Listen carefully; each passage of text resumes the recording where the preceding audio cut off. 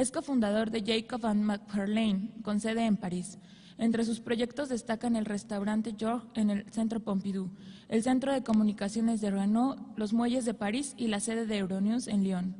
Agradecemos el apoyo de SciArc. Recibamos a Brendan MacFarlane. Bye. Thanks. Hello. Oops, I think that's a little bit loud. So I'll pull that away. Is that not so? Is that okay? It's not too loud?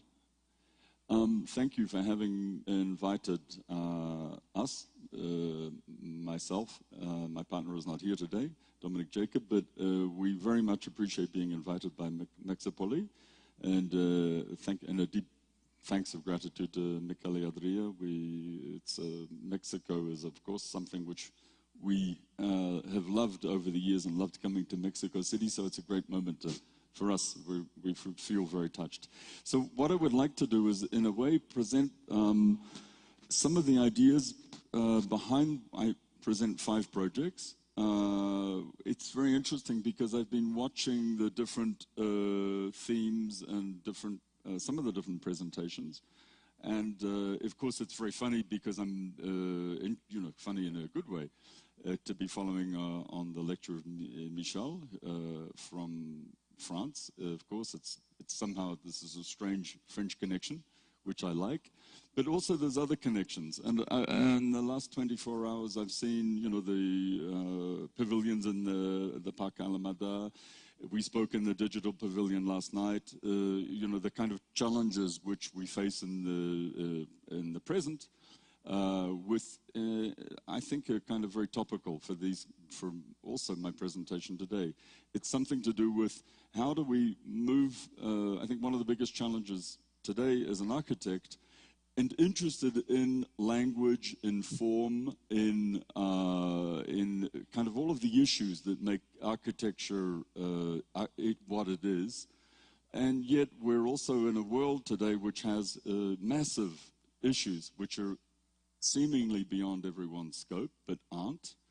I think Michel touched on some of these earlier. How do you meet these challenges with an urban space today? And how do you, I think I specifically want to touch on those with our work.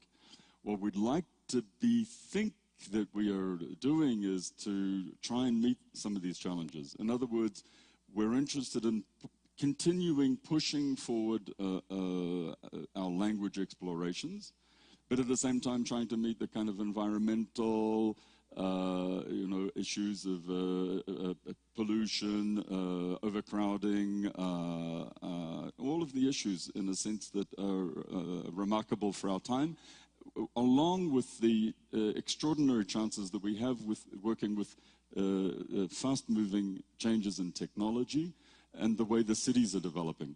And I think those two things, I think one of the biggest challenges today as an architect, we have to bring and work those things together. We can't just think about only the environmental issues, only the way of making a green city work, only the ways of meeting zero carbon footprint impact on the world, but we also have to keep our language, the very kind of essence of what architecture somehow has been about and is about. And we need to keep in focus the working of all of these things together. They're not separate issues. And I sometimes feel the period that we're in, we're very much in a kind of period where we've all of a sudden gone into this area of, okay, these challenges, how do we meet them? What are we going to do? They're extraordinary. They're on a planetary level like we've never seen before. And at the same time, we've just come through a digital revolution and a numeric revolution, which has had a remarkable impact on architecture. How is that, all of that working together? They're not kind of separate things, and they're not to be one is not to replace another. And I think that's extremely important to keep in mind in the perspective of what we're doing today. So what I'd like to do is present 5 projects. The first is the Cube Orange, which I think we've certainly the projects from some of our recent past work. It's a project in Lyon, in Lyon, And the project is called the Cube Orange. It's in a very interesting site, the site being here in an area between the Rhone and the Saône, a confluence of a kind of a grey and a green river, two very famous rivers. And this whole area was an area which, in a sense, was the unwanted area of the city of Lyon. It was the back door, it was the area where one found the brothels, the prisons, escaped convicts, whatever.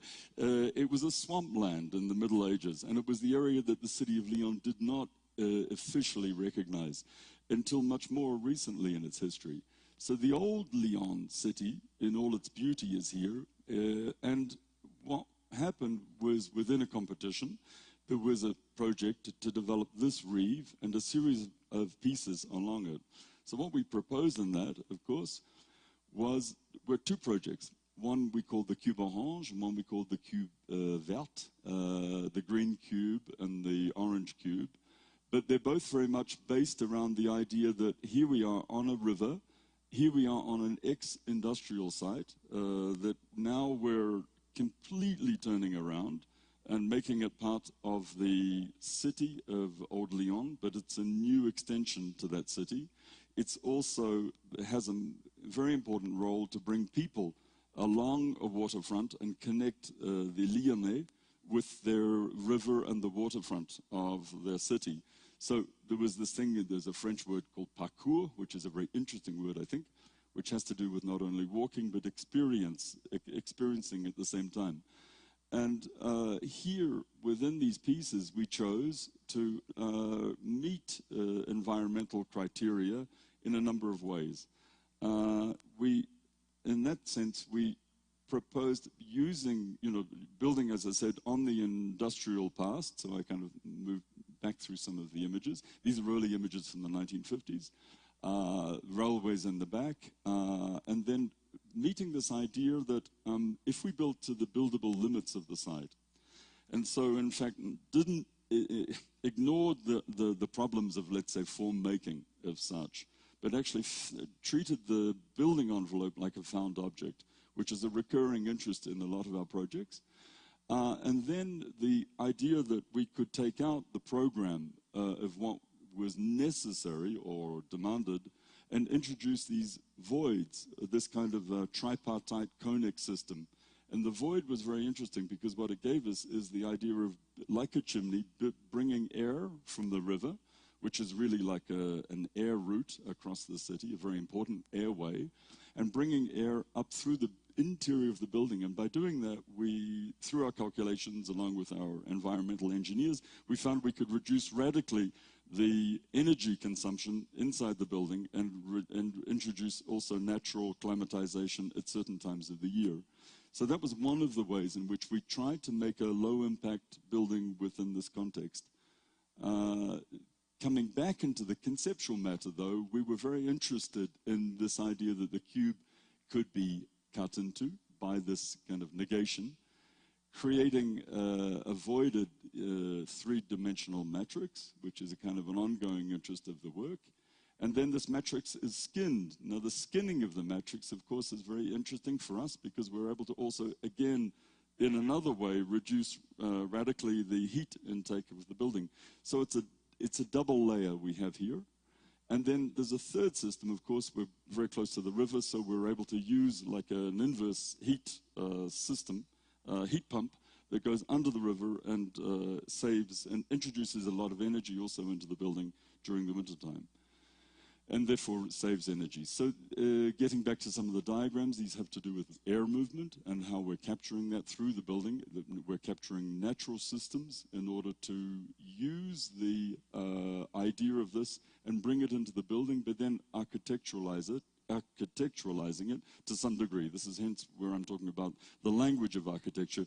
And let's say the confrontation or the dialogue that one should have, I think, in architecture between these kinds of different interests, let's say.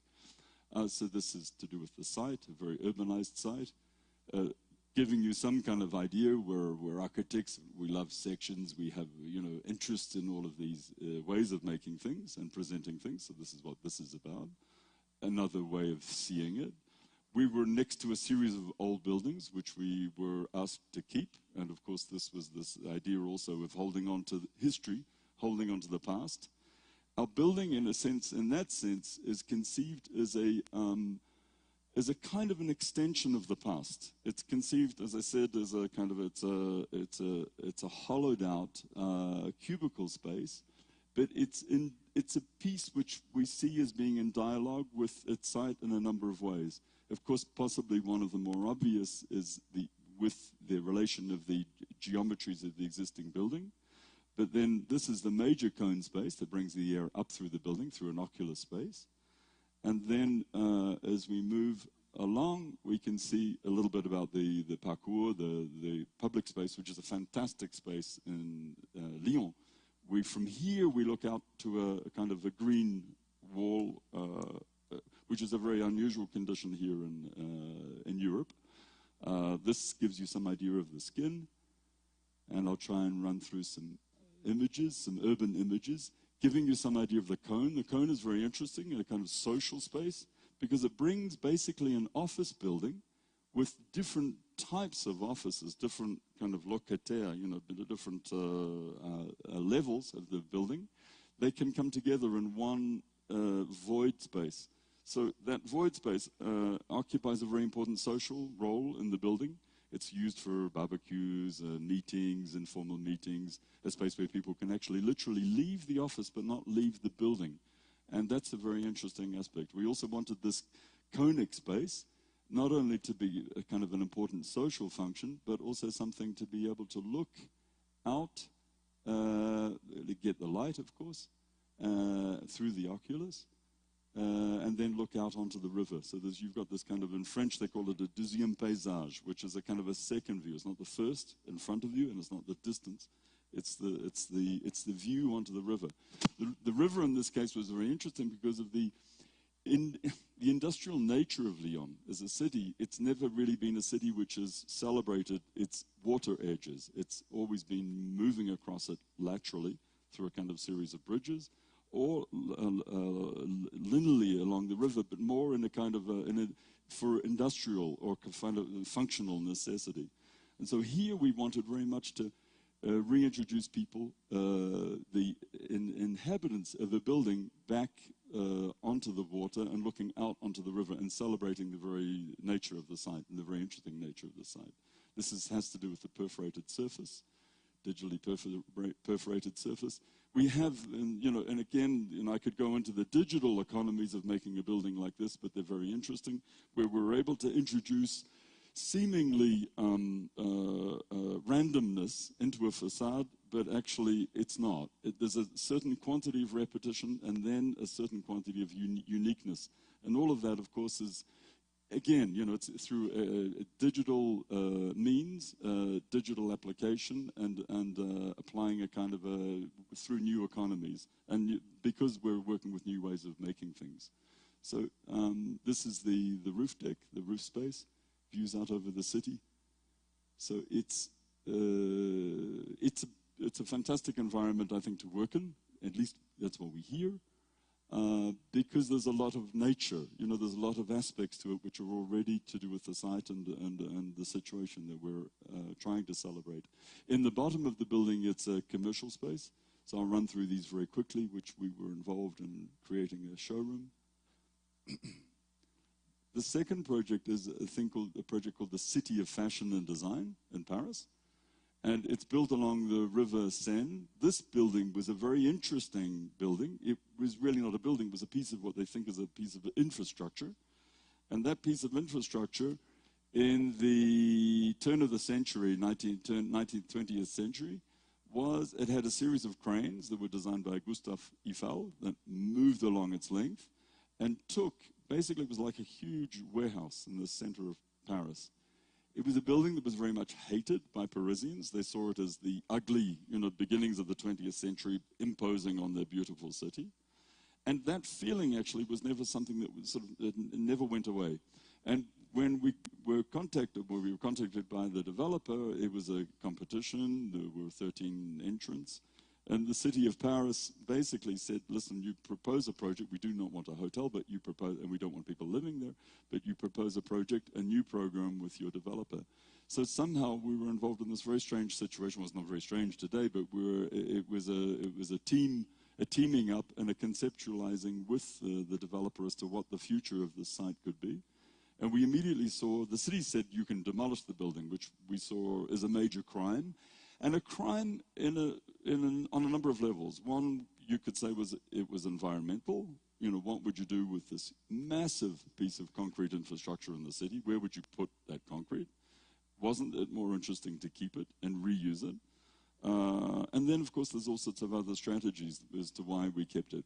We knew the structure was very interesting to work with. It gives you a little idea with the Notre Dame Cathedral and the monument to the deportees. Here we are, between two train stations, Lyon and Austerlitz, and bordering the Seine River. And so this is the building in, you know, the 1980s, and it gives you some idea of, it was a strange kind of lost kind of creature at this point, interesting but kind of lost. And what we proposed was to take all of those walls out, make it, and to really take it back to being a skeleton. So keep, in a sense, the gray structure of the building, and propose what we call a plug-over. And I'll show you a little bit what the conceptual material of that was, that we took the structure, the matrix of this building, which was a building created by an engineer that had worked in Chicago, came back to France thinking that, you know, deciding that actually concrete was the best thing. He's someone that preempts Auguste Perret by a number of years, and a very interesting character in that sense, and was someone that Le Corbusier also was looking at very carefully and very inspired for later projects like the Domino House. But what we took was this concrete structure, and we said that the structure, the matrix, could we imagine, because we knew the program had to be more than the existing building. And, you know, so in other words, that was one issue. The other issue was, it was an existing building. Could we not put the circulation on the outside and maximize the interior surfaces of these kind of big loft spaces? So a number of issues like that came together. And what we found was a system which we called the arborescent system. It was based on the idea of a point, a line, and a series of 7 lines. And from that, we created a volumetric condition. And at that point, we immediately knew that we could create then a larger condition, which at once belonged to the historic matrix of the building, but then actually created a completely new matrix. So it was in a strange kind of way, it was really about more or less growing a new architecture out of an existing condition. And that growth idea, or the idea of an existing condition that can give birth to a new condition, is something, again, which interests us in a number of projects. I guess it was kind of very extrovertedly realized in a way here. So this system became, of course, we knew we had to be very light. We couldn't put too much weight on the old building because the old building supports. It's the host for this new, in a sense, creature, which is called the plug-over, and here it is. And what was fantastic with the city of Paris is that they said the old building is here. They said you could come out over the river by so much, and you could come up 1 floor. So that, of course, gave us this possibility of creating the plug-over. So it's a dialogue between the existing condition and the new condition. And again, here there's a whole series of environmental issues that come to play. One is that it's a building that never had a thermal blanket. So here we were involved in creating a kind of a zero carbon thermal blanket over the building by introducing a number of things. One is a system which is a non-ventilated open circulation space, which is possible within the climate of Paris, and we proved it. And the roof, of course, the rooftop is a grassed landscape which reuses water and a series of other things which are quite interesting. So the structure is made up of a series of materials, very simple: wood, glass, steel, placed over the existing structure, which of course is this structure here.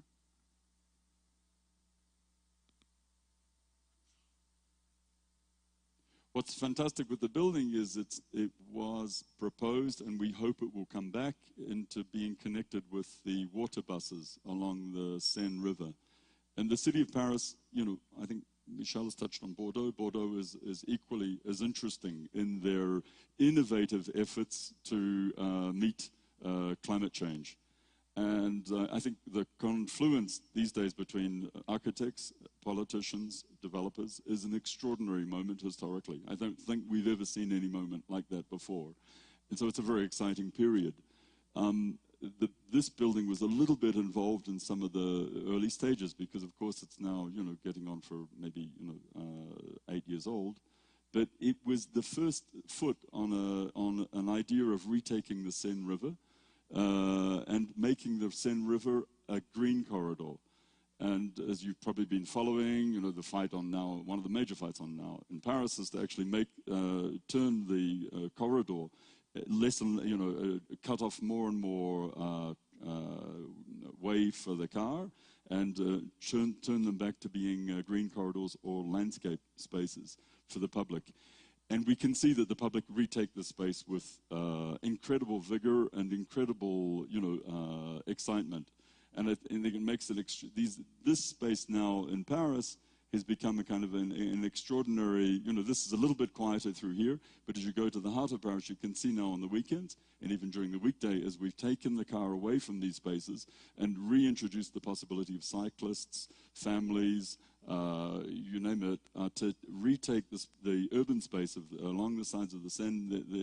It has led to some extraordinary experiences, for the Parisian, which we never had before. If we keep on going, this gives you some idea of the inside of the space. Of course, here we were very interested in the concrete, leaving the concrete as much as possible, and finding that place between what do you do with an existing building and how do you come in and leave your new thing very apparent and where the old thing, is, and try and find this issue of dialogue. So, of course, those interests are very much at the heart of any architect as they retake an old building, or should be, because I think they're very interesting issues. The skin here, again, is a solar for reducing solar intake into the building. Gives you some idea of the roof. This is a small pavilion we were involved in recently, but a couple of years ago for a nightclub, which was an extension of the project, and a view back from the river, along the river, at night. We work a lot with artists, but that's nothing new under the sun. In this case, it's Jan Casali, who's a fantastic light artist in France. And then a boutique that we very recently finished for one of France's greatest editors of perfume, Frederic Malle, and it's found in Paris in a very tiny, tiny site. So we're going from extremes here. We're going to a space of 25 meters squared. But here, Frederic came to us and gave us his whole philosophy of making perfume and the world of perfume. And we had an incredible dialogue between us, the architects, and Frederic, the perfume editor. And Frederic talked with passion about the world of perfume and how you would transform space and change space. And he had very kind of clear architectural ideas about this. And I think it led to a kind of a really amazing collaboration. So this is kind of just in a sense to share with you a much more intimate experience. This gives you some idea. The problem with these images, I realize they're a bit cramped. You've got to extend them out a bit. But you get some idea with the different formats. So if I go back to that, it gives you an idea of the street. We're inside a space which is a mirrored space. And in this case, what we wanted to create for Frederic was it's a stainless steel mirrored space, which once you walk into gives you the idea of a city within a city. It's an infinite city. And we wanted this idea very much of voyage and transformation, both of the individual and the possibility of perfume, in a sense, giving you this kind of idea of, in a sense, being transported and changed and going on a voyage. So all of these kinds of issues were very much at the core of why we chose to not only present the individual bottle in such a way, they're underlit, in a piece of carved wood, which of course is an ongoing interest in our work. You may have have known other projects like the Volgens Lowy books by artists and the housing project that we did in Paris years ago for Herald social housing. But this idea of this massive matrix, in this case it's a quite intimate matrix, again carved into, and the resultant pieces are these pieces. But the resultant pieces have their reflection in another world.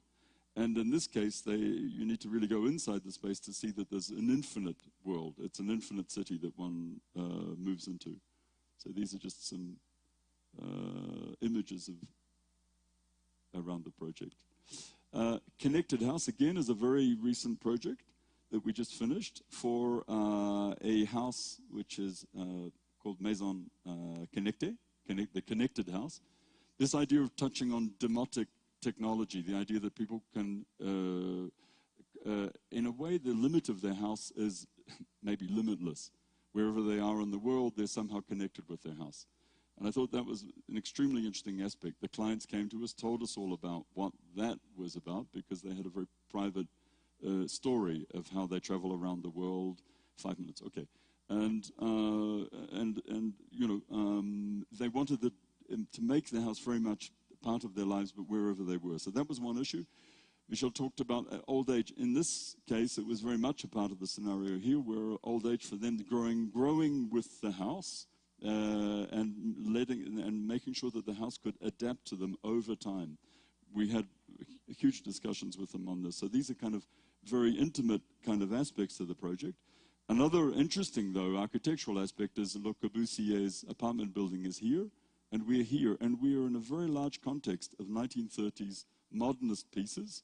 You know, a little bit like what, you know, Frida Kahlo and Rivera were doing with their studios here in Mexico City in the 1930s. This neighborhood in Paris was doing similar kind of things. You had young families coming in, contacting architects, and were very much aware of a kind of the beginnings of modernist possibilities, creating a new house, etc., in these neighborhoods of unbuilt land right next to the city of Paris. So we're very much involved in that historically.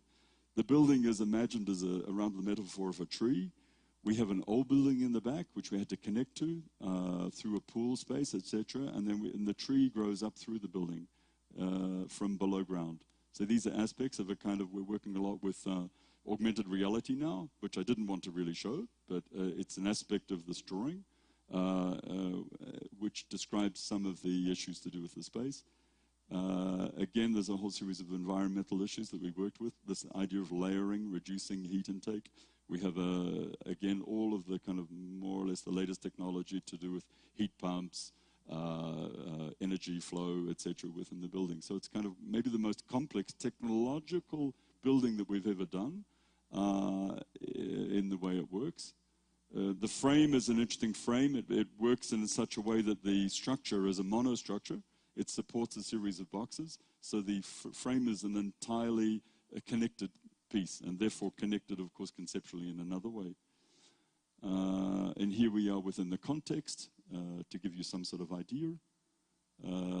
Again, you know, the clients are very much about all of the cars are a future use of, you know, light technology, electrical technology, etc. So I take you through some fast images around the house, because I know I have to speed up through this kind of staircase of the tree staircase out into the rooftops. With the different bedrooms, looking out through drone photography, overhead drone photography. And then the last one is just it's a project that we finished very recently, so I'll go through, I don't really have time. But again, similar kinds of issues. In this case, it's both a concert and a dance school in the city, in the suburbs of Paris, in a very tough suburb, in a very violent suburb.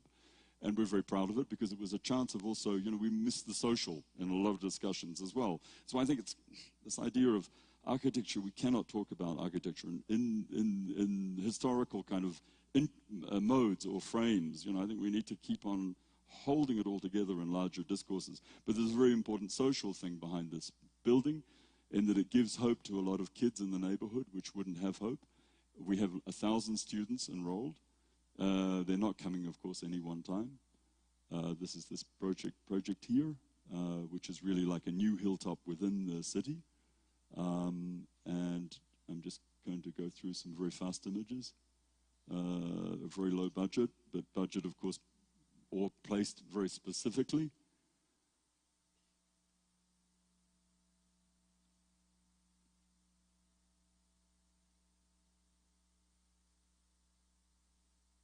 And that's the last image. Thank you very much.